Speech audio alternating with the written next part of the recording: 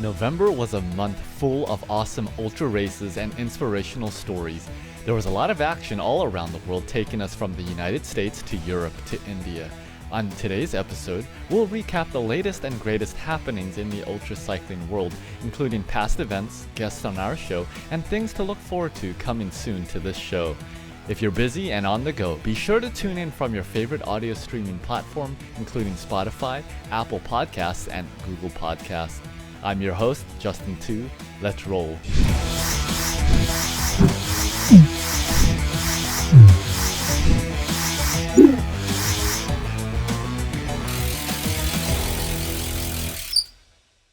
Hey Ultra family, Justin Tu here, your host of the Ultra Cycling Show. Let's start our news episode by covering the recent events on the ultra cycling calendar and those highlighted in our show.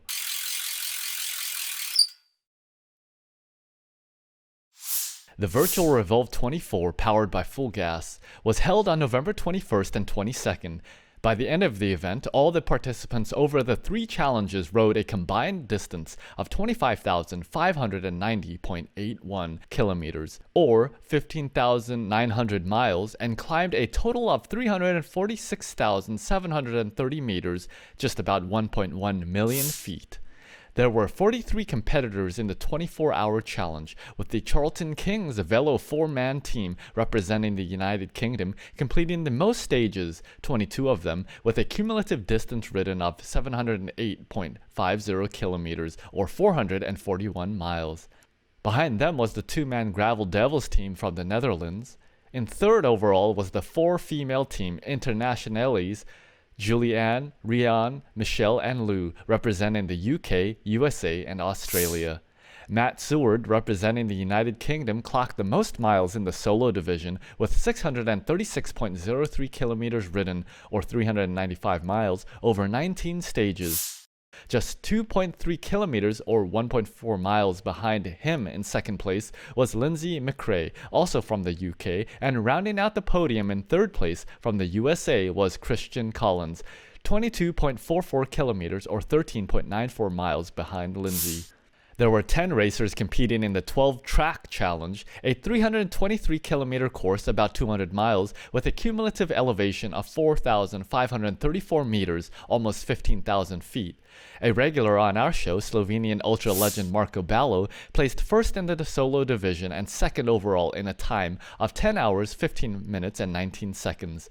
Just behind the 4-person male team of Velocity VF with a total time of 9 hours, 39 minutes, and 45 seconds.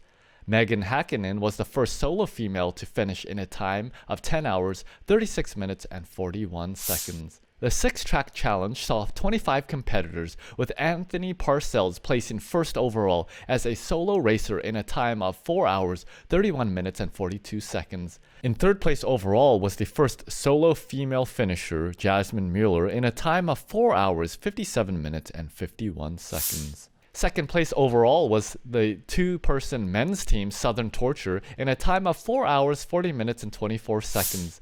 Congratulations to all of the participants on a fierce virtual competition.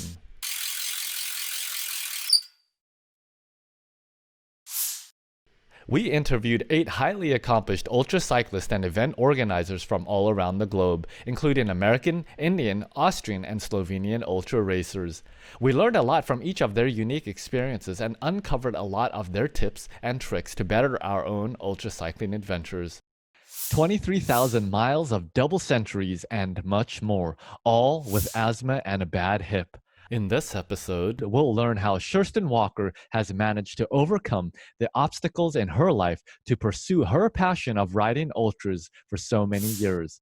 Kirsten has ridden everything from the 1,200-kilometer Paris-Brest-Paris to the Silver State 508, Leadville mountain bike race, Dirty Kanza, Death Ride, and many more. Don't let anything stop you.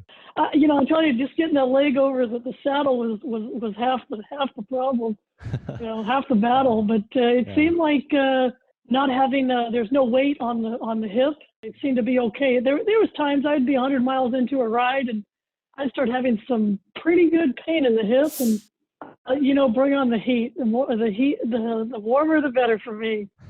When it's cold, it's a little bit difficult to breathe. and open up.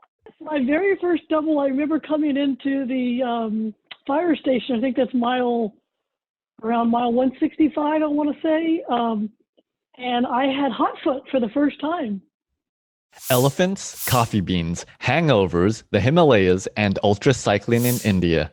How are they all connected? Well, on today's episode, we'll find out how with super randonneuse Divya Tate, founder and director of Inspire India, the premier organizer of ultra-cycling events in India, hosting the annual Deccan Cliffhanger, Ultra Spice Race, the Great Himalayan, and soon the Dunes 6, 12, and 24-hour time trial. Divya is also the founder of Audax India, while being the first Indian female super randonneuse and double super randonneuse, participant in Paris, and crew member and official at everything from the Race Across America to Race Across Europe.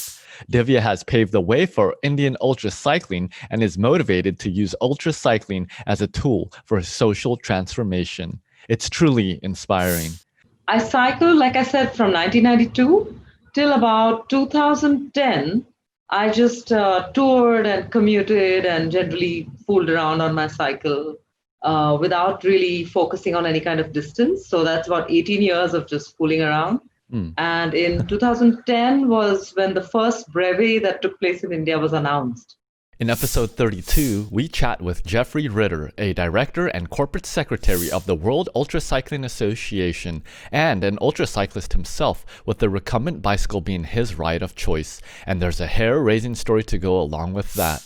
For over 40 years, Jeffrey has practiced law with a focus on technology law and has taught at the University of Oxford and other graduate-level programs in the Washington, D.C. area here in the U.S.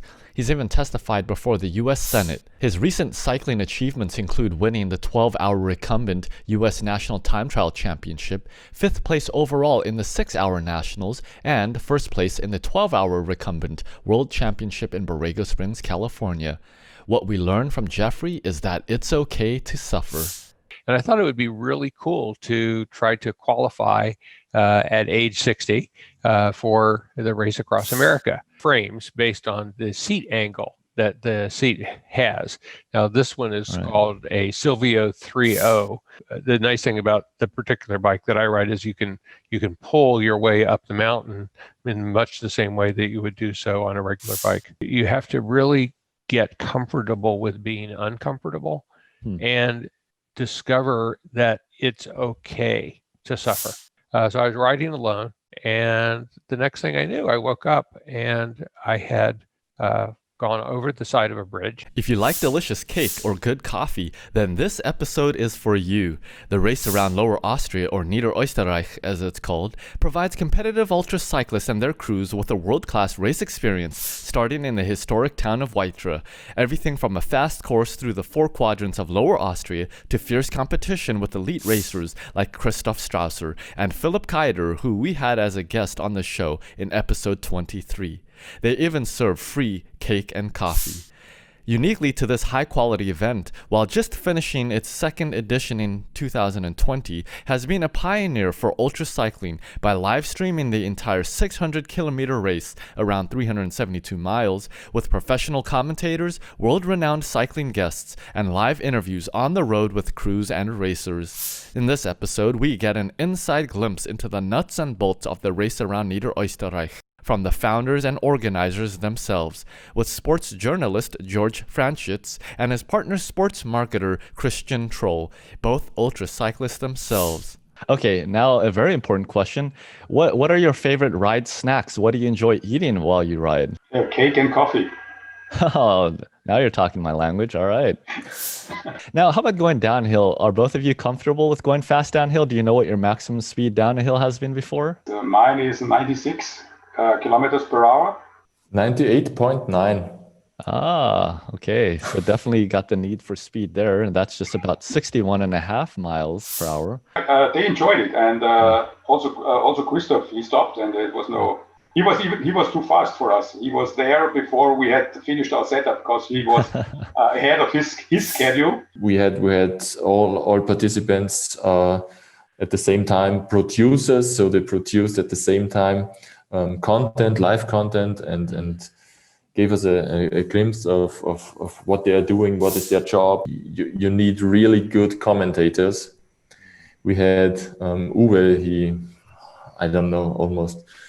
he spoke almost 25 hours during the whole live stream. And nowadays it's so easy. Nowadays it's so easy to make the call, use their cameras, use their mobile phones. They're all HD, so we could use HD if they have a good cell phone connection. Adam Ashwill. We'll be hearing a lot more of his name in the years to come. This 17-year-old ultra-cyclist has accomplished so much in a very short amount of time, and Oni has great things in store for his future.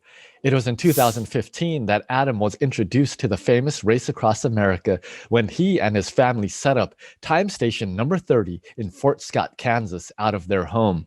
Adam met Christoph Strasser and immediately fell into the RAAM addiction. Since then, Adam has lost over 50 pounds and in just a couple short years has gone from riding over 200 miles in his first 24-hour time trial at just 9.9 miles per hour to racing a 100-mile century recently with an average speed of 21.2 miles per hour. Amazing. Adam has also competed in the Texas Time Trial 6-hour event, the Sebring 12-hour time trial, and the 60 VRAM race this year. Adam's story is nothing short of inspirational. My group rode the first 38 miles at about a 23 mile an hour average. And it was very cold. How many bicycles do you own, Adam? I saw that question coming. I have 6 bikes. Holy cow, 6 bicycles? Yeah. Are your parents buying all those for you? No, I'm paying for all of them. I've had a few. One of them was given to me. I have a time trial bike. I have a gravel bike. I have 2 road bikes. I have a mountain bike. Surprised you're able to do so much climbing there. You know, of course, Kansas is stereotypically known for being very flat and windy and I guess hot and humid and many other things. Yeah, so it's a round park. It's about a 1.5 mile loop. And I just go around it, 30 times, 40 times. Yeah, I tried when I was at Sebring, I did insure and that got me in trouble. That mixed with goo octane and water, and a Cliff Bar every once in a while. Yeah. I think I vomited probably 10 times maybe. Holy cow. That's 12 hours, but I mean, I managed a little over 19 miles an hour. A lot of physical, because if you just physically can't do it, then you just can't do it. Humility, positivity, compassion, and the limitless boundaries of human endurance are all cornerstones of ultra-cyclists and exemplified so well by today's guest, Srinivas Gokulnath. Originally from Bangalore, India, Srini currently serves in the Indian Army as an aerospace physician in South Sudan and holds the proud title of being the first Indian solo racer to complete the 3,000-mile race across America and the 2,200-kilometer race around Austria.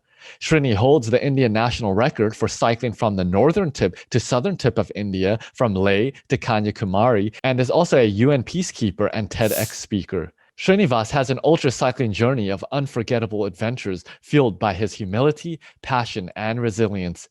And his story is one that you definitely want to hear. You know that finishing Race Across America itself is a big accomplishment, but when you have an added bonus of, claiming that you're the first Indian, so it becomes much more special that way. I mean, the way I used to measure distance is the milestones. I know the rough distance from here to, like when I was in Bangalore to Mysore was around 150 kilometers. So I used to keep a track of the milestones that are there. That is, I did so many kilometers, and so that way. I use Garmin Connect. I use Strava, and I also use Training Peaks, and all the free versions. 16 years old and excited to carry on the legacy of an ultra legend. It's Jure Robič, and his name says it all. Nal's father, the late Jure Robič, was the 5-time RAAM champion and 24-hour world record holder, amongst his many other achievements, and his life and legacy continues to inspire all of us as ultra cyclists. On today's episode, we have the honor of speaking with Nal about his already 8 years of cycling experience on the road and on the dirt, and his future plans and ambitions for ultra cycling. We'll be joined by another ultra cycling legend from Slovenia, the one and only Marko Baloh, an elite ultra racer, RAAM veteran, world record holder, coach, and previous guest on this show, who will be sharing his wisdom and experience as a mentor for Null and all of us. He was also, he was on the bike a lot. He was doing trainings pretty much from the morning and, 8-hour rides. He was home at about, 7.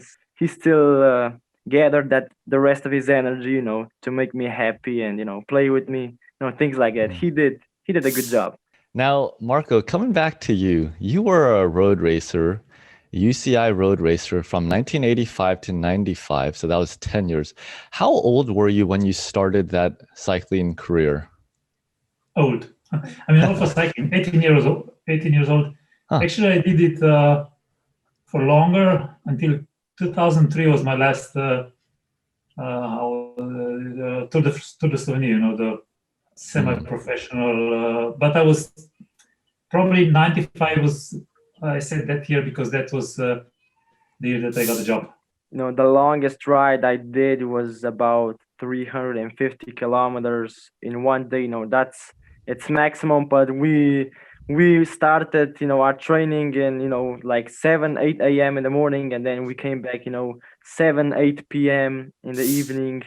The man, the myth, the legend, Christoph Strasser, joins us to discuss his ultra cycling journey and the road that led him to become the famous 6-time Race Across America champion and record-setting ultra athlete that he is today. Amongst his many achievements, he is also a frequent keynote speaker and the author of the popular book Strasser's Road, the story of the record-setting Race Across America winner. Christoph holds the 24-hour indoor record of 941 kilometers, which was the toughest thing he has ever done, and also held the outdoor road record for over 5 years with a distance ridden of 896 kilometers covered in 24 hours. Along the journey of his 9 RAAM participations, he became the only 6-time champion and still holds the speed, time, and under 50 age category records for his 2014 performance with a total time of 7 days, 15 hours, and 56 minutes. That was his second performance under 8 days and still the only ultra racer to ever break that time barrier. In this first episode with Christoph, we take a whirlwind tour of his ultra cycling career, from RAAM to Race Around Austria to world records, discussing training, nutrition, pacing, race strategy, and much more. It's a fun and candid conversation with the world's greatest ultra cyclist, and just the beginning of our discussions. Stay tuned for the following episode. I think the most important thing to be successful and to ride fast and strong is to do it a lot of years. You will improve from one year to the other. And patience is a very important thing in ultra cycling. Being patient with yourself and give yourself enough time to get better and stronger over the years. I have a great sponsor. You see it here, Specialized. I get 2 bikes every year, 2 new ones. And some of the old ones are given away for charity reasons. Some of them were sold. So it always depends. Sometimes I have 3 or 4, sometimes I have 7 or 8, and sometimes I don't even know. I learned that you should never have an open jersey. And in my earlier years, my jersey was always opened. It was like waving in the wind because it's much cooler for your body, but use so much energy with bad aerodynamics. Congratulations to all the athletes and organizers featured on this show, and tailwinds for all of your upcoming adventures. We can't wait to have you back on the show. We've covered a lot of exciting ultra-minded content already, but there's still so much more to come. So stay tuned as we continue strong into the month of December. Featuring next, Hitendra Mahajan discusses breaking the world record for cycling the entire country of India from Kashmir in the north to Kanyakumari in the south. A total of 3,600 kilometers, roughly 2,200 miles, in a record time of 8 days, 7 hours, and 38 minutes. Afterwards, we chat with Rimek Shujanisky about the brand new ultra cycling event launching in 2021, the Race Around Poland, traversing 2,200 miles or 3,554 kilometers and climbing 33,000 meters or 100,000 feet.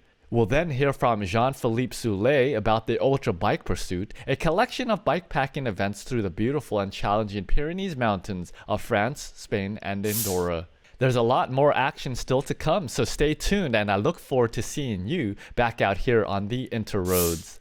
The Ultra Cycling Show is by Ultra Cyclist for Ultra Cyclists, so be sure to let us know about your own adventures. We'd love to feature your story, event, or ultra cycling news. Everyone is welcome, and we can't wait to get connected. Check out our website for a full list of episodes, our YouTube video library, and of course, follow us on Facebook to get the latest and greatest straight to your feed. And if you're on the go, be sure to download our audio episodes from your favorite podcast platform, including Spotify, Apple Podcasts, and Google Podcasts. Until next episode, Ultra Family, keep spinning Ultra.